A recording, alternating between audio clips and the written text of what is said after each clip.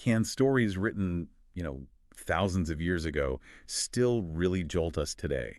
Give us fresh insights. It's a fascinating question, isn't it? Whether these ancient texts still speak to what it means to be human. Exactly.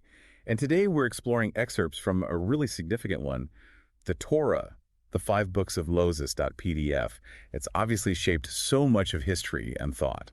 It really has. And our goal here, maybe a bit like the work you see on channels like Mindful Moments on YouTube, Uh-huh. which uses, I think, AI analysis to get people thinking about books. Mm-hmm.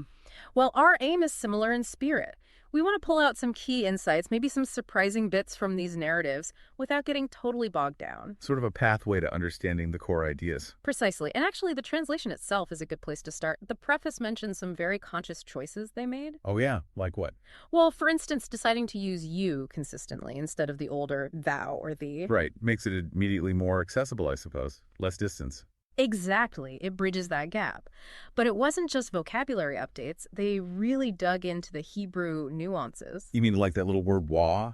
Mm-hmm. I remember reading about that, often just translated as and. That's the one. The translator saw it could mean much more consequence, contrast, a time shift, depending on the context. So sometimes just translating it as and loses something. It can, yeah. So they considered the context, sometimes even left it untranslated, to try and capture those subtler links in the text. Think about it as a simple word holding layers of meaning. Interesting.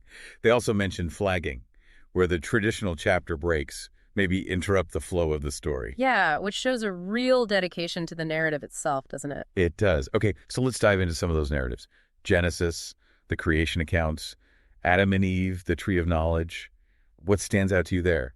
Well, one thing is that inherent human drive for understanding, maybe, symbolized by that forbidden fruit. God says, of every tree you are free to eat, but the one limit. Right, that one limitation sparks the curiosity and ultimately leads to this, new kind of awareness, good and bad. It sort of mirrors our own pursuits, doesn't it? Boundaries often make things more compelling. That's true. And what about the detail of Adam naming the animals before Eve's creation? And then she's called a fitting helper. Any thoughts on that sequence? It's interesting. Perhaps the naming shows humanity's first connection with nature, establishing some order through language. Mm-hmm. And then the creation of woman as a fitting helper, maybe it speaks to partnership, complementarity, not necessarily lesser, but like a synergy needed to complete the picture. Okay. Then we get the story of Cain and Abel. Very stark. 2 brothers, different offerings, the first murder. What's the core dynamic there? Oh, it lays bare that destructive power of envy, doesn't it? Yeah. And anger when it's not checked. God favoring Abel's offering becomes the flashpoint. It raises that fundamental question. How do you react when you feel overlooked or disadvantaged? Exactly. Cain's violent response is this timeless warning about choices made from inadequacy or resentment. Then we shift gears dramatically to Noah's Ark and the flood. Huge scale, divine judgment, but also preservation. Is there a positive message we can pull from such a cataclysm? I think so. Despite all the destruction, it's ultimately about hope, about renewal. God's covenant with Noah, it's like a fresh start for humanity, a promise of stability after the cleansing. So even after profound failure, there's potential for a new beginning. That seems to be the message, yeah. Grounded in that relationship with the divine. The text then traces the lineage down to Abraham, and it specifically notes Sarai, his wife, is barren. How does that detail set things up? Well, it immediately creates this tension, this obstacle to the promise of numerous descendants God is about to make. Right. It highlights that theme of divine intervention. Fulfilling these promises might need more than just human ability. It might take patience, reliance on something beyond. Sets the stage for miracles, really. And those promises to Abraham are huge. Countless offspring, the land of Canaan. And it says his trust, his faith was reckoned to him as merit. What's the significance of that? That's a powerful idea, that Abraham's trust is seen as righteousness. It suggests the core of the relationship, at this point anyway, isn't about perfectly following rules, but about a deep belief, a reliance on that divine promise. Like your conviction guiding you. Kind of, yeah. And that covenant ceremony with the sacrificed animals, it solidifies the bond, but also hints at future challenges, like the enslavement of his descendants. Then there's the story of Hagar and Ishmael. Abraham has a son with Sarai's maidservant. Hagar flees but is cared for in the wilderness. What does her story show? Hagar's experience is fascinating. It suggests divine care isn't limited just to the main covenant line. Even when she's displaced, God sees her, provides for her and Ishmael. A reminder that compassion can show up unexpectedly. Exactly. That maybe no one is truly forgotten. Abraham also has these encounters with King Abimelech concerning Sarah, where Abraham passes her off as his sister. His reason, fear, because he thought there was no fear of God in that place. What does that tell us? It reveals Abraham's worldview, doesn't it? He connects a fundamental moral order, safety even, to acknowledging the divine. He sees the fear of God as, like, the bedrock of a just society. Makes you think, what are the essential foundations for a good community? It does. And then maybe the most challenging story, the binding of Isaac. God tells Abraham to sacrifice his son. A profound test. What message endures from that? It really probes the depths of faith, of obedience. Abraham's willingness, even when it seems contradictory, leads to that divine intervention, the ram in the thicket, and a reaffirmed promise. It explores sacrifice, trust. Deeply challenging stuff. After that, we get more genealogy. Sarah dies, and Abraham is very careful about buying a burial plot. Why the emphasis on lineage and burial? Well, it underscores the importance of family continuity, doesn't it? And establishing roots in that promised land. Even in grief, Abraham's thinking about the future, the inheritance God promised. Okay. Then the search for a wife for Isaac. Abraham sends his servant back to his relatives. The story emphasizes finding Rebekah almost through divine guidance. What positives can we take from that? It really highlights the value placed on maybe wisdom, seeking counsel, honoring family ties and big decisions. The servant prays, Rebekah responds willingly. It suggests a belief in a guiding hand in life's big moments. Then Isaac and Rebekah have twins, Jacob and Esau. Very different characters, and the whole drama around Isaac's blessings, themes of destiny, sibling rivalry. Oh, definitely. Their contrasting personalities, the blessing saga. It shows the complexity of family dynamics, parental influence, Jacob's pursuit of the blessing, even though it involves deception. Yeah, helped by his mother, Rebekah. Right. It also shows this deep desire he has for something more, something significant. It sets him on this transformative path, even though he has to flee. So Rebekah advises him to run to her brother Laban, even though it starts with deception. Is there a sense of a positive journey beginning? Perhaps. The means are flawed, absolutely. But Jacob's flight does lead him towards growth, towards his own encounters with the divine. It suggests even our mistakes can be part of a larger journey, leading eventually towards fulfilling a destiny. His time with Laban is rough, though. Laban keeps changing his wages, treats him unfairly. Yeah. Yet Jacob ends up prospering. Yeah, that period really speaks to perseverance, doesn't it? Resilience against injustice. Jacob works hard, and the narrative suggests God ensures his success despite Laban's tricks. It's a reminder that sticking with it can pay off, sometimes unexpectedly. Then Jacob leaves secretly. Laban chases him. Right. More drama. But God warns Laban in a dream not to harm Jacob. Right, which highlights this idea that even those opposing the plan are still under a higher authority. God's intervention protects Jacob, showing limits to human interference in divine purposes. And then that incredible wrestling match Jacob wrestles with, well, it's described as a man or a divine being, and gets his name changed to Israel. A pivotal moment, absolutely.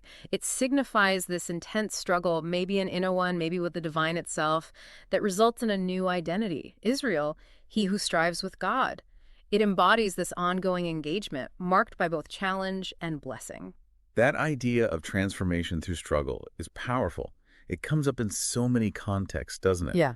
We've touched on similar themes in discussions about learning and perseverance, like on mindful moments or even in our own conversations here. Exactly. It's a recurring human experience. Okay, so eventually, Jacob's family, driven by famine, heads down to Egypt. Joseph, his son, is already there in a high position. Right, the whole Joseph story leads to this, so it's hardship, but also hope. Yes, the move is necessary for survival, but it becomes part of God's bigger plan for preserving and growing the family. Joseph's position ensures they survive, setting the stage for them to become this great nation later. It's about hope and divine orchestration, even when things look bleak. Before Jacob dies, he gives these blessings, or maybe pronouncements, on his sons. They're quite varied. They are. They show a deep understanding of each son's character, their potential futures. They acknowledge strengths and weaknesses in the family line. It suggests destiny isn't monolithic. It unfolds differently for each. Then the narrative shifts. The Israelites multiply in Egypt. A new Pharaoh rises who doesn't know Joseph, and oppression begins. Yeah, setting the stage for the Exodus story. But even in that hardship, you see resilience. Moses' birth, his miraculous survival. It hints at a divine purpose unfolding despite the tyranny. And the midwives defying Pharaoh's order to kill the baby boys. A powerful act of conscience resisting injustice. Incredible courage. Which leads us to Moses and the burning bush. That encounter where God reveals his name, YHWH, and commissions Moses to lead the Israelites out. Such a transformative moment. An ordinary shepherd called to this extraordinary task. God's self-revelation, the clear mission.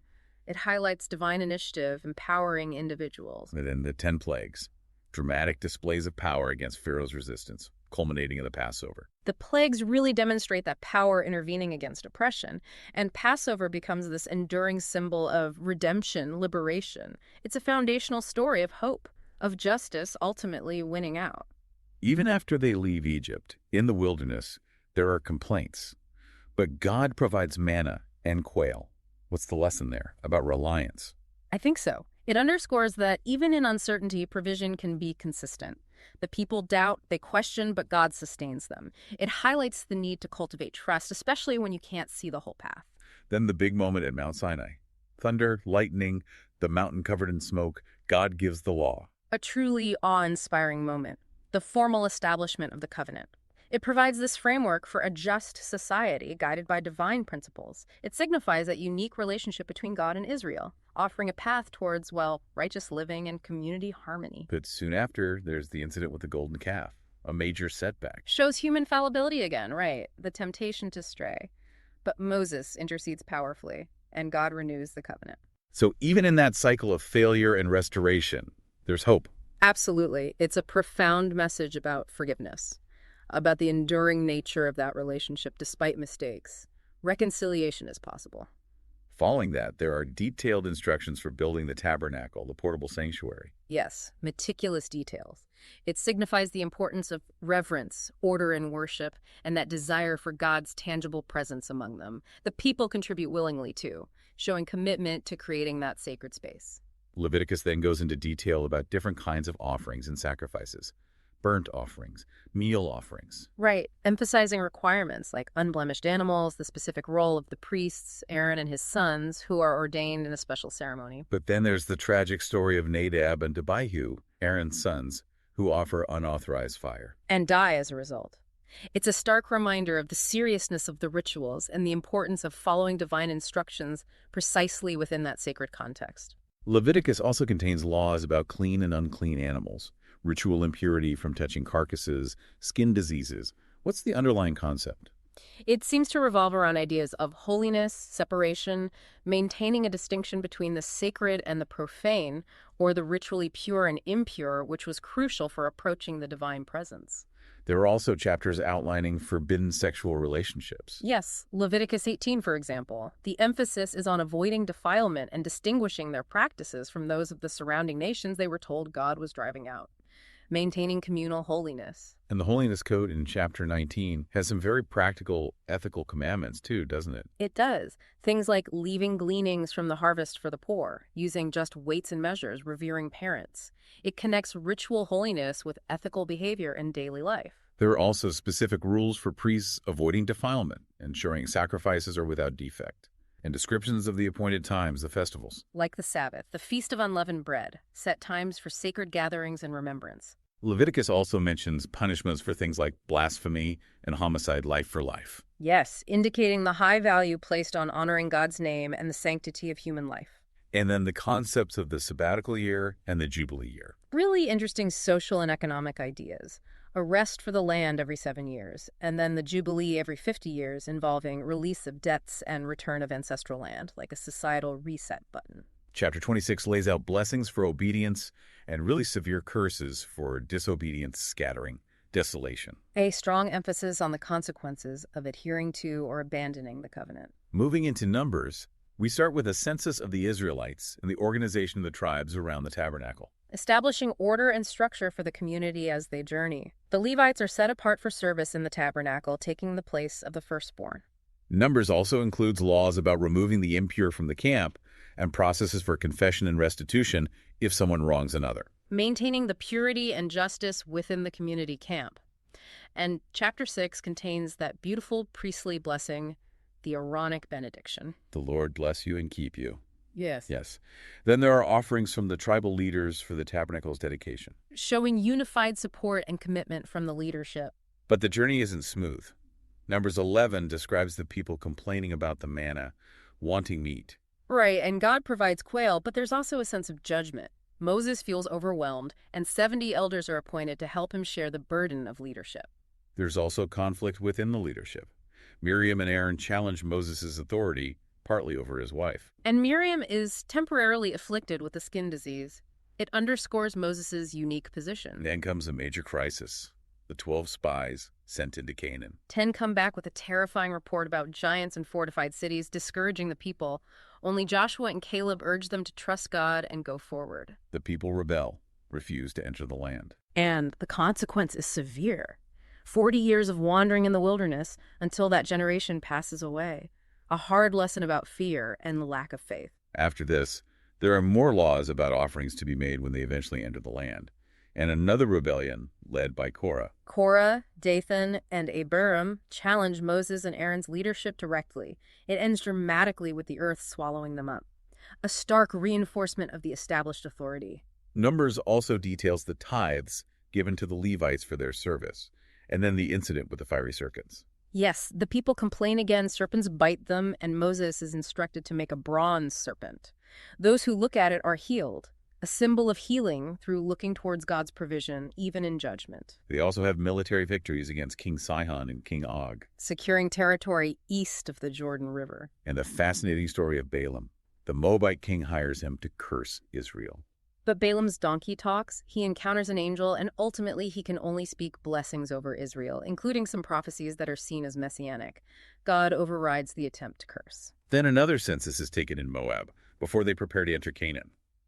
And laws about inheritance, specifically addressing the daughters of Zelophehad. Right, ensuring women could inherit land if there were no sons, keeping the inheritance within the tribe, and provisions are made for them to marry within their own tribe, too. God tells Moses his time is ending.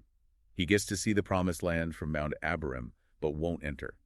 Joshua is appointed as his successor.